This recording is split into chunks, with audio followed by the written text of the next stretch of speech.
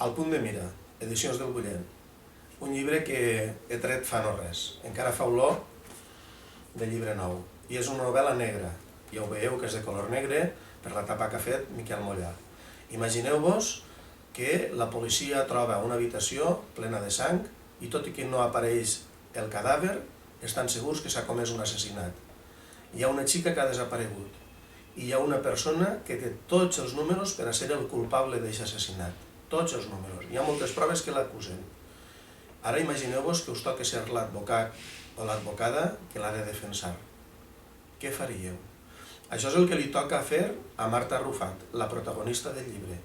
Una advocada del torn d'ofici que es veu abocada a defensar un culpable, un assassí.